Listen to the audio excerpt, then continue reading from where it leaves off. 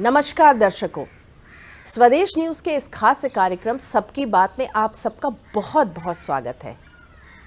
आज इस कार्यक्रम में हमारे साथ चर्चा के लिए मौजूद हैं पद्मश्री डॉक्टर उषा किरण खान, जो कि हिंदी और मिथिला साहित्य की बहुत बड़ी और बहुत वेल नोन लेखिका हैं, जिनकी ख्याति देश में ही नहीं विदेश में फैली हुई है। बहुत सफल हैं, बहुत लगभग 40 से ज़्यादा किताबें उन्होंने लिखी हैं अभी तक, जो पब्लिश हो चुकी हैं। कुछ और पाइपलाइन में हैं, और जो उन्होंने पेपर्स में और मैगजीन्स में और अन्य जगह जो लेख लिखे हैं वो भी बहुत सारे हैं, अनगिनत हैं। चलिए आज हम इनसे चर्चा करते हैं। उषा जी, आपका इस कार्यक्रम सबकी बात में बहुत बहुत स्वागत है। नमस्कार जी, देखिए, जैसा मैंने आपको इंट्रोड्यूस किया, पद्मश्री डॉक्टर उषा किरण खान, तो जो महिला लेखिका हैं हमारे देश के, हम बात करें तो बहुत कम लोग हैं शायद जिनको कि पद्मश्री मिला है। आप उनमें से एक हैं। हिंदी और मिथिला साहित्य में आपने एक अपना ही मुकाम कायम किया है। क्या कहेंगी आप? साहित्य की ओर लगता है संस्कृति का ध्यान कम जाता है, जबकि साहित्य अहम अंश है। साहित्य ना हो तो संस्कृति का कोई भी भाग पूरा नहीं होता है, वो अधूरा ही रह जाता है। लेकिन इसकी ओर ध्यान कम जाता है, ये सही कहा आपने। और उसमें भी महिलाओं की ओर ध्यान और भी कम जाता है। महिलाएं बहुत पद्मश्री प्राप्त हैं बिहार में, लेकिन आमतौर पर वो मिथिला पेंटिंग में है, उसके बाद गायन में है। लेखन में सचमुच में मैं पहली ही महिला थी जिन्हें लेखन में पद्मश्री मिला।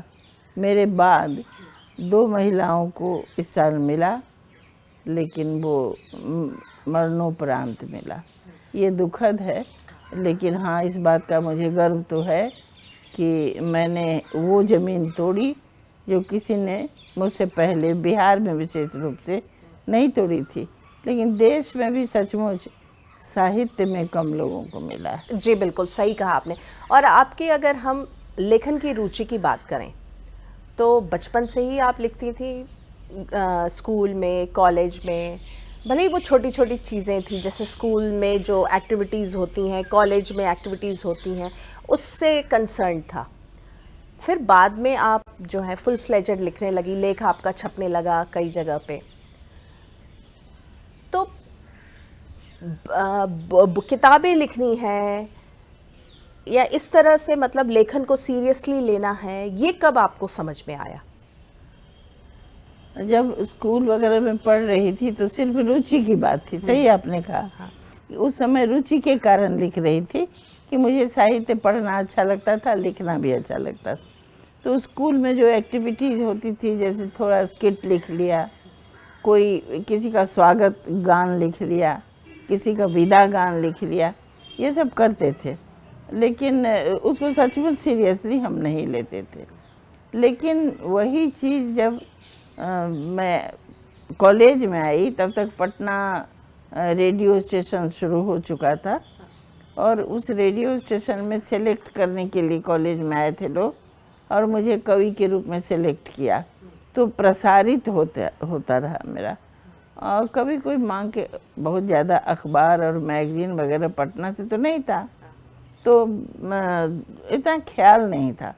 लेकिन सीरियसली मैंने लिया जब मैं देखने लगी कि बहुत सारी लेखिकाओं का, लेखकों का पत्रिकाओं में उनका आलेख, उनकी कहानियाँ आने लगी, तो मेरे भी मन में आया कि मैं भी क्यों नहीं लिख के भेजूं।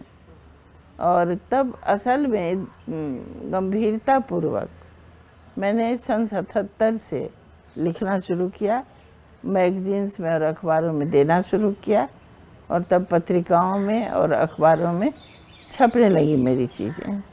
किताब फिर भी बाद में छपी, क्योंकि मैं वैसे ख्याति प्राप्त हो चुकी थी, क्योंकि प्रतिदिन का जो दैनिक अखबार है वो लोगों के सामने जाता था, और जो साप्ताहिक था, धर्मयुग, साप्ताहिक हिंदुस्तान टाइप का, उसमें जाता था नाम, तो लोग पहचान तो गए थे मेरे। लेकिन तब उसके बाद संग्रह मेरा कहानी का पहला संग्रह 80 में निकला। जी, ख्याति आप प्राप्त कर चुकी थी। आपने सीता के ऊपर भी एक काव्य ग्रंथ लिखा है और उसमें जो आपके सीता का डिपिक्शन है वो बहुत इंडिपेंडेंट आपने उसको दिखाया है, लेकिन जो हम पढ़ते हैं, जो हम सालों से पढ़ते आए हैं, उसमें यही एक धारणा बनी हुई है कि सीता जो थी वो राम के पीछे पीछे चल रही थी। तो ये कैसे आपने किया, कितना इंडिपेंडेंट आपने उसको दिखाया है अपने ग्रंथ में? सीता पर मेरा खंड काव्य है मैथिली में पहले जाई से पहले, हाँ, जाने के पहले, और उसी का हमने हिंदी अनुवाद खुद किया है, सिय पिय कथा, तो वो भी प्रकाशित है। इसका मंचन भी हुआ है। असल है कि सीता के विषय में मैं मिथिला की हूँ और सीता मिथिला की बेटी है, तो सीतामय है मिथिला। सीता के बिना कोई चर्चा नहीं होती है वहाँ। और सीता जो की बेटी है तो बेटी तो वहाँ पर स्वतंत्र है हमारे यहाँ। अब वो ससुराल में आकर के वो पीछे पीछे चल रही थी। ये तो जो लिखने वाले हैं उन्होंने ऐसा रिवाज बनाया और ये है भी ऐसा रिवाज। प्राचीन काल में चाहे अभी भी पति के पीछे पीछे चलने वाली औरतें होती हैं। अब मैंने जो उसको इंडिपेंडेंट दिखाया, तो एक तो मैं मिथिला की बेटी के नाते मैंने लिखा। दूसरी बात, जो सीता को इंडिपेंडेंट एक तरह से बना दिया गया। बेटी के रूप में होती ही हैं, बहू के रूप में वो उन्होंने राम के साथ जाना, जंगल में स्वीकार किया, तो उनके पीछे ही पीछे वो चल रही थी। और मनोवृत्ति के, मुझे लग रहा है कि मनोवृत्ति उनकी हमेशा स्वतंत्र थी, इंडिपेंडेंट थी, क्योंकि लक्ष्मण ने रेखा बना दी थी कि आप इसे बाहर नहीं जाइए, पार नहीं करेंगे। लेकिन एक साधु आया और बार बार उनको मांग रहा था और कह रहा था कि मैं, आप बाहर जब तक नहीं आएंगी मैं भिक्षा नहीं लूँगा। तो उन्हें भिक्षा देने का जो कर्तव्य है वो बड़ा जान पड़ा और उन्होंने रेखा लांघ दी। तो दैट मींस वो इंडिपेंडेंट थी। वो इंडिपेंडेंट थी, कुछ अपने तरफ से सोच के भी करती थी। ये अलग बात है कि इस कारण वो पकड़ी गई कि भाई काहे वो ऐसा कर रही है, लेकिन ऐसा हुआ। फिर उसके बाद जब सीता लौट के आती है राजमहल में, तो राजमहल से किसी भी कारण से उसको निकाल दिया जाता है। तो निकाल दिया जाता है तो किसके भरोसे? यही मैंने लिखा भी है उसमें कि सीता 2 दिन पहले सोच रही है कि अब हमारे बेटे पहचान लिए गए हैं, अब वो जाएंगे अवध के नरेश होंगे, लेकिन मैं नहीं जाऊंगी। अब वो इसको अपना अपमान समझती हैं और इस अपमान को मैं बर्दाश्त नहीं करूंगी। तो ये जो अपमान है उसको नहीं बर्दाश्त करने के कारण जो वो सीता जो कुछ भी करती है वो इंडिपेंडेंटली ही तो करती है। और जब राम ने उनसे कहा कि आप फिर से कहिए कि आप पवित्र हैं, तो उन्होंने कहा नहीं, हमको नहीं कहना है, और वो चली गई। आप उसको साहित्य में दिखाते हैं कि धरती फटी और चली गई। मैंने उनको अतीन्द्रिय नहीं माना, मतलब मैंने उनको ईश्वर नहीं माना। एक राजा और एक रानी, एक मनुष्य है, तो वो मनुष्य सीता न रही वहाँ, न उसको आना जाना था, वो चली गई। आप वुमेन एम्पावरमेंट के बारे में लिखती आई हैं, बहुत सालों से लिख रही हैं। आपने अपने अगर हम बात करें तो कई वुमेन राइटर्स को एनकरेज भी किया है। ऑल ओवर इंडिया की भी हम बात कर सकते हैं, और बिहार की हम बात करें तो बिहार में महिला थोड़ी सी पीछे हैं ही, ये तो मतलब सबको पता है जाहिर तौर पे। तो वहाँ भी आपने वुमेन को एनकरेज किया है कि बाहर निकलें, या कम से कम अपनी जो लिख रही हैं तो अपने लेखन को बाहर पब्लिश कराएं। तो ये आपने एनकरेज किया है। हाँ, और जगह भी, ये बिहार की ही बातें, ये तो फिनोमेना हर जगह का है कि औरतों को घर के ही काम में मसरूफ़ रहे, यही चाहते हैं लोग, घर के लोग भी, यहाँ तक कि दूसरी जो बुज़ुर्ग औरतें हैं वो भी यही चाहती हैं। आप अपने पूर्ववर्ती जितनी ही महिलाएं हैं, माँ हो, सास हो या आपके कोई भी हो, सीरियसली वो चाहती हैं कि हमारे पीछे आने वाली जो लड़कियां हैं वो घर बहुत अच्छा से संभालें, परिवार बहुत अच्छा से संभालें, वो अपनी ओर से कुछ ना करें। लेकिन ऐसा तो होता नहीं है। अगर लड़कियां पढ़ लिख गई हैं, नहीं भी पढ़ी हैं, जैसे आप मिथिला में जो मिथिला पेंटिंग होती है तरह तरह की, एक दो ही तरह की नहीं होती हैं, और जितने तबके की औरतें हैं सबकी पेंटिंग्स हैं। मतलब जो उच्च जाति की हैं उनके लिए एक अलग पेंटिंग है, उसके बाद जो निम्न जाति के हैं वो भी करती हैं। और अभी तक पूरा उजागर हुआ नहीं है, लेकिन वो कला और कौशल, मिट्टी के बर्तन बनाती हैं, घास के गहने बनाती हैं, घास के बर्तन बनाती हैं, बहुत चीज़ करती हैं। ये सारी चीज़ें अपने आप को अभिव्यक्त ही करती हैं। औरत जो सोचती है उसी को अभिव्यक्त करती है, हाँ, एक्सप्रेस करती है। जो दीवारों पर जो लिखती है वो पूरी कथा रहती है। वो ये ऐसे यूं ही नहीं रहता है। राम की कथा, कृष्ण की कथा, शिव की कथा और कई जनजीवन की कथा, हल जोतते हुए किसी की कथा रहती है, बीज डालते हुए खेत में किसी की कथा रहती है। तो ये सारी चीज़ें होती हैं, तो वो भी अभिव्यक्त करती हैं। ऐसे ही जब से पढ़ लिख गई औरतें तो कविताएं लिखती है, गीत लिखती है, कुछ कथा लघु कथा भी लिखती है। मगर हमने आमतौर पे देखा कि जैसे हम इंडिपेंडेंट थे, क्योंकि हमारे माता पिता ही इंडिपेंडेंट थे, तो हम थे, हमको रोकने वाला कोई नहीं था। लेकिन हम अगर किसी लेखक सम्मेलन, कवि सम्मेलन वगैरह में गए तो वहाँ औरतें नहीं होती थी। कवि जी लोग पढ़ रहे हैं कविताएं, उनकी पत्नी पटना में भी सुनने नहीं आती थी, या दरभंगा में, मैथिली हो कि हिंदी हो, आमतौर पे नहीं आती थी। तो ये मेरे मन में आया, और बातचीत से तो पता चल जाता है ना, फलाने की पत्नी जानती है, चिलाने की पत्नी लिख रही, या कोई लड़की लिख रही है, बेटी किसी की, तो उनको बहुत अलाउ नहीं था, जबकि हमारा था। तो हम उसी सिलसिले में मेरे मन में बात आई कि इन लोगों को एक संगठन बनाए जो कम से कम मैं आपको और आप मुझे सुनाएं। इस तरह से हम लोगों का माने अंदर में जो संकोच है वो भंग होगा, तब नए सिरे से वो लोग, तो ऐसा संगठन खड़ा हो गया। अब तो 7 साल हो गए और बहुत सारी महिलाएं उसमें जुड़ गई, बहुत सारी किताबें छप गई उन लोगों की, भले एक नंबर की ना हो, लेकिन अच्छी कवित्री और लेखिकाएं आई हैं सामने, और ये बहुत खुशी की बात है। कम से कम अभिव्यक्त तो कर पाई महिलाएं, और वो छप गई, यही बहुत बड़ी बात है। बड़ी बात, कितनी प्रसन्न। हाँ, अच्छा है बुरा है वो तो बात की बात है, कम से कम अभिव्यक्ति की आज़ादी तो आपने दिलाई और सबको एनकरेज किया।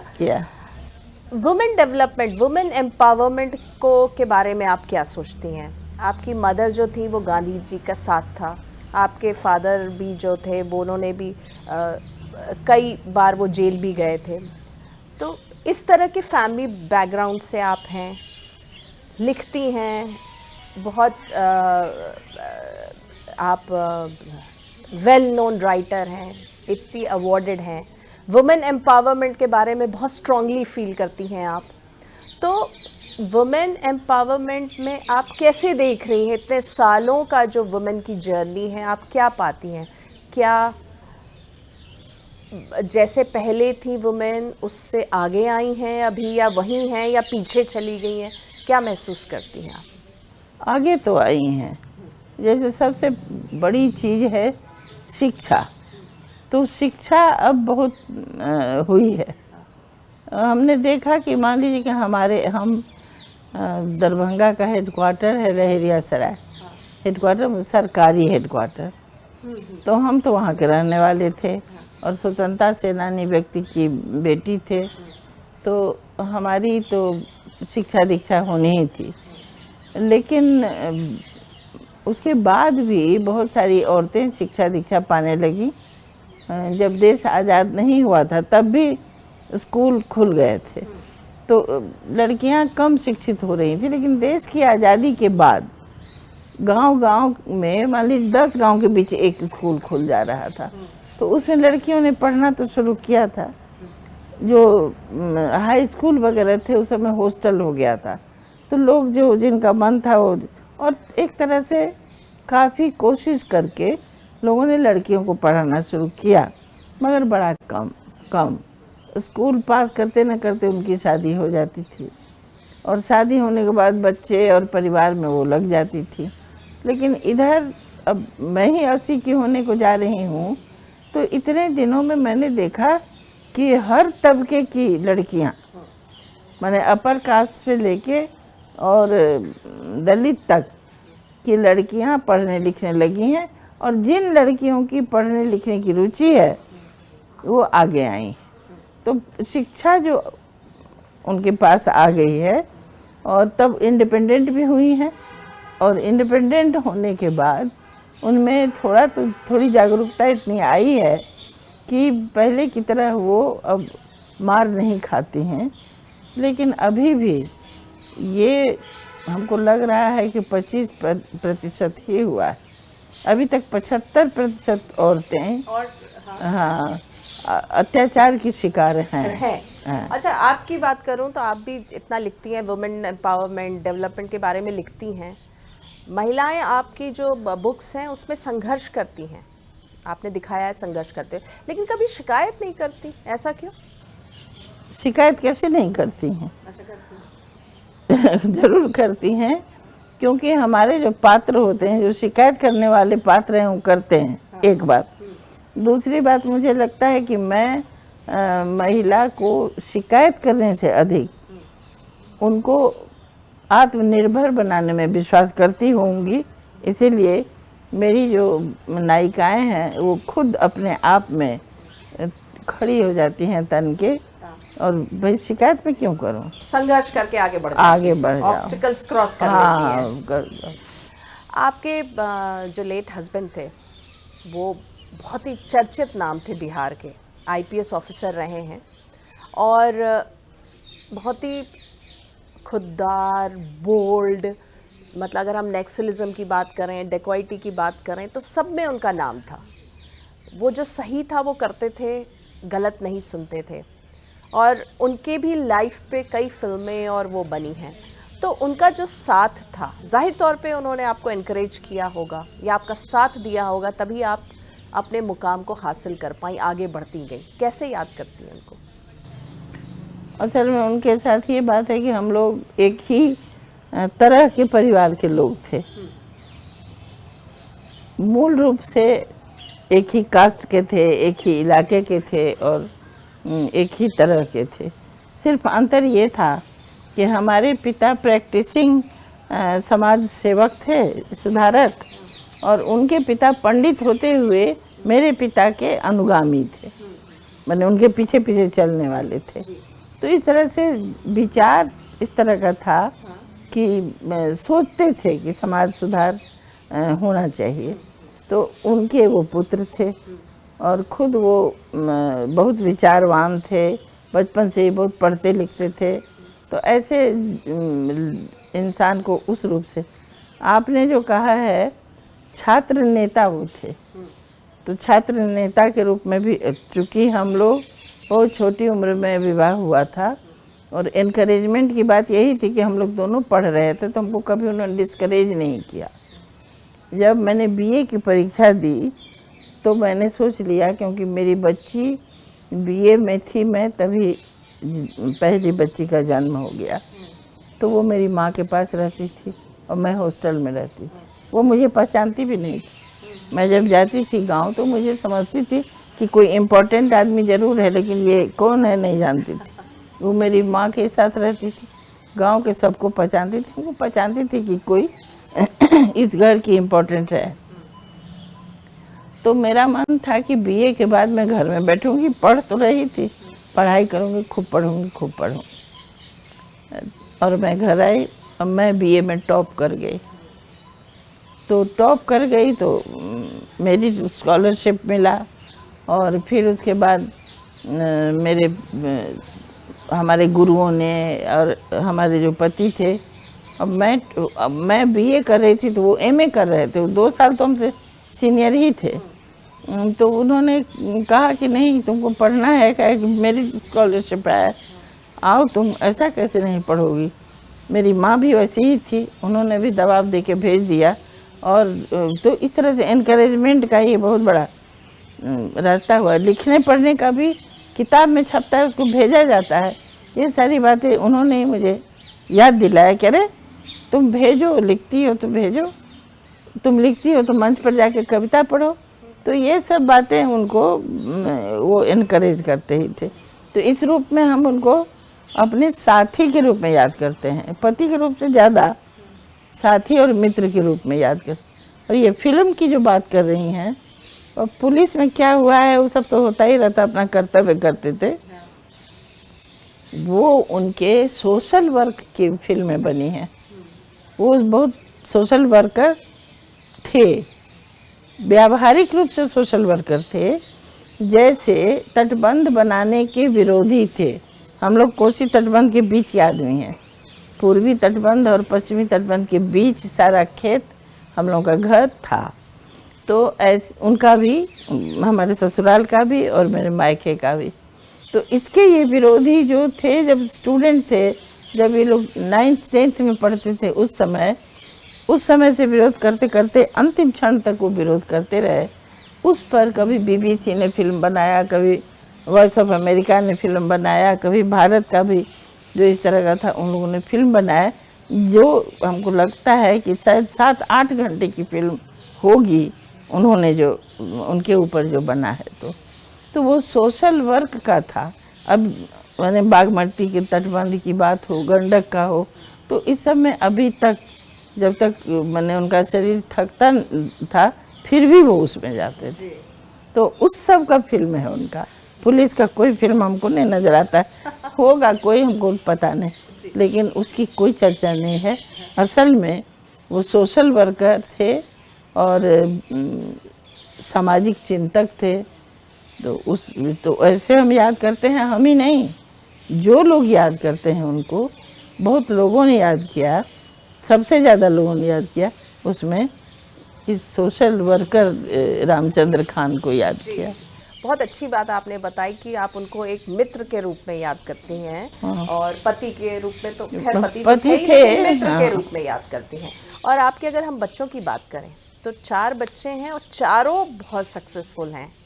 एक IPS ऑफिसर हैं, दूसरी कल्चर विभाग, अभी बुडापेस्ट से लौटी हैं, एक एक्टर हैं, अच्छे वो कई फिल्मों धारावाहिक में भी काम कर रहे हैं। ऐसे करके आपके चारों बच्चे अलग अलग दिशा, लेकिन बहुत अच्छा कर रहे हैं। ये तो बच्चों का अपना गुण है, एक पारिवारिक गुण है कि पढ़ने लिखने का स्वभाव उस परिवार में, मेरे मायके के परिवार में भी और मेरे ससुराल के परिवार में भी रहा। ये लोग सब पढ़ने लिखने में गंभीर थे और माँ बाप को भी पढ़ते लिखते ही देखते थे। तो ये लोग पढ़ने लिखने, और इनको इनकी अपनी रुचि के लिए हम लोगों ने छोड़ रखा था। उसमें बंधन कोई नहीं दिया, जो जिसको करने की इच्छा है वो करो। यद्यपि हमने अपनी बेटियों का विवाह बहुत जल्दी ही कर दिया, फिर भी उनको हमेशा एनकरेज किया कि विवाह कोई अंत नहीं है, शिक्षा संस्कृति किसी के लिए भी। तो ये लोग वो करती रहीं। और ये गुण अपने में होता है, कोई दूसरा माता पिता सिर्फ माहौल देगा, आरोपित नहीं कर सकता है। तो संजोग है कि हमारे बच्चे जिसमें भी हैं वो सब, बेटा जो है वो हाई कोर्ट में है, हाँ, हाई कोर्ट और एक में है। सफल वकील है। हाँ, बहुत अच्छी बात आपने कही कि माता पिता जो हैं वो एक माहौल दे सकते हैं, उसके बाद तो फिर बच्चे हैं जो फिर वो हाँ, खुद और अपनी रुचि के अनुसार आगे बढ़े। हाँ, जैसे छोटी बेटी जो एक्टर है, वो नेशनल स्कूल ऑफ ड्रामा में गई, उसमें से उसके पहले बचपन से एक्टिंग भी कर रही थी। इन साथ साथ उसने भरतनाट्यम का 6 साल का गोल्ड मेडलिस्ट वो हेड कोर्स किया। गायन का भी उसने क्लासिकली गायन सीखा, लेकिन किया, कर रही है एक्टिंग। तो ये अपनी रुचि है उसकी। हसीना मंजिल जो है वो आपकी बहुत चर्चित उपन्यास है, जिसमें आपने जो है मुस्लिम महिलाओं की ट्रेजेडी, दोहरी ट्रेजेडी को आपने उसका वर्णन किया है। क्या वो सत्य घटनाओं पे आधारित है, क्योंकि ये बहुत चर्चा में रहा है। सत्य घटना पर तो है ही। सबसे पहली सत्यता ये है, वो पाकिस्तान जो बना वो पूर्वी पाकिस्तान और पश्चिमी पाकिस्तान बना। तो पूर्वी पाकिस्तान हमारे मिथिला से टच करता है, और हमारे यहाँ से बहुत सारे लोग, मुसलमान लोग चले गए बेहतर भविष्य सोच के कि शायद वहाँ जाएंगे तो। लेकिन महिलाएं नहीं जाना चाहती थी। महिलाएं हमेशा, और मैं छोटे तबके की बात कर रही थी, महिलाएं हमेशा इसलिए नहीं जाना चाह रही थी कि वो तो मायके से ससुराल नहीं जाना चाहती हैं, और ये बाहरी नाम पाकिस्तान सुन के घबरा गई। हमारे मिथिला में सारे लोग मैथिली बोलते हैं, अभी भी मुसलमान भी बोलते हैं, वो कोई उर्दू नहीं बोलते, मैथिली बोलते हैं। तो वो बेचारी को लगता था कि पाकिस्तान मतलब पता नहीं क्या है, वहाँ उर्दू जाके बोलना पड़ेगा। उर्दू नहीं बोलती हैं वर्ड, वो लोग बोलेंगे अरबी फारसी बोलना पड़ेगा हमको। इस घबराहट के मारे आम तो बहुत सारी महिलाएं रुक गई। उसमें से मैंने एक चूड़ीहारिन पर लिखा है ये उपन्यास, इसीलिए बहुचर्चित है कि चूड़ीहारिन पर किसी ने आज तक नहीं लिखा उपन्यास। ये मेरा उपन्यास फुल फ्लेजेड चूड़ीहारिन पर है, और चूड़ी बनाने वाली, लाह की चूड़ी बनाने वाली, और तो इसीलिए वो एक चर्चित हुआ। दूसरा, वो पाकिस्तान बन गया, मिथिला के बहुत लोग गए, बहुत लोग यहाँ रह गए, जो भी दुख और सुख यहाँ कर रहे हैं लोग। और एक बार आपको पता है कि 70-71 में फिर एक बार विभाजन हुआ, दोहरा विभाजन हुआ। अब पाकिस्तान का विभाजन हुआ। उस समय भारत से पाकिस्तान बना था, अब पाकिस्तान से बांग्लादेश बना। तो उस युद्ध में जो बिहार के मुसलमान, कहा जाता था बिहारी मुसलमान, ये मुसलमान वहाँ पर काट डाले गए बंगालियों के द्वारा, कि मतलब ये जो भाषा बोल रहे थे वो बांग्ला भाषा नहीं थी। तो जो बांग्ला भाषी नहीं थे वो काट डाले गए, उसमें कुछ लोग बच गए। वही जो हसीना का पति था, और सकीना जो नायिका है उसके अब उसका पिता था, वो वहाँ से बच के आ गया। ये दोहरी त्रासदी पर मैंने वो उपन्यास लिखा है, जो शायद हमको लग रहा है कि ये भारत विभाजन का पूर्वी भाग का ये पहला उपन्यास था। बाद में और लोगों ने लिखा है एक आध, ये पहला उपन्यास था। ये उपन्यास मैथिली में है, क्योंकि मिथिला की जो है न स्त्रियां, उनके ऊपर है, और चूड़ी बनाने वाली महिलाओं के ऊपर। आपने बहुत विस्तार में बहुत सारी बातें बताई हमको, आपने बहुत कुछ लिखा भी है, बहुत सारी किताबें, संग्रह। अभी कुछ सोचती हैं, कुछ अरमान बाकी रह गए? हालांकि सबके अंदर बहुत अरमान होते हैं, उनका कोई अंत नहीं होता, लेकिन फिर भी अरमान तो है ही है। ठीक आपने कहा कि बहुत कुछ ना तो पढ़ने के लिए और ना ही लिखने के लिए एक जन्म काफ़ी नहीं होता है। लेकिन अभी तत्काल मैं एक लिख रही हूँ जो सामाजिक व्यवस्था पर है, हमारी अभी की समाज, वो पूरा करने का मेरा मन है।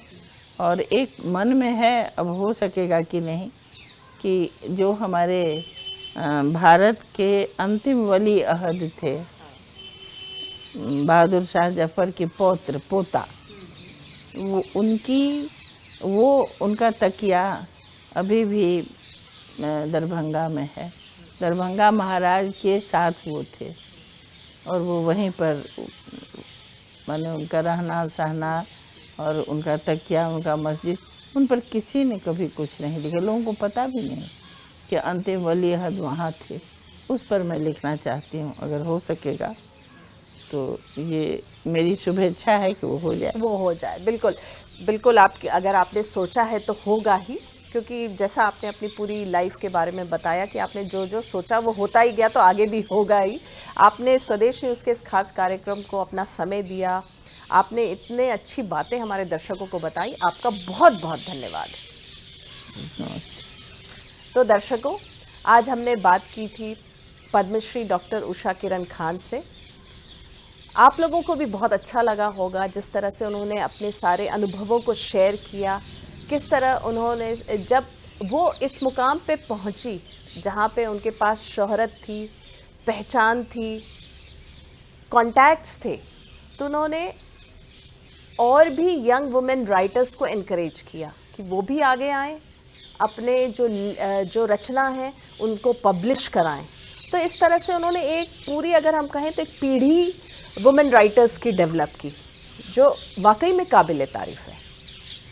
तो आज का एपिसोड बस इतना ही। अगले हफ्ते में एक बार फिर से मुलाकात करेंगे एक नए मेहमान के साथ। तब तक के लिए दीजिए हमें आज्ञा। नमस्कार।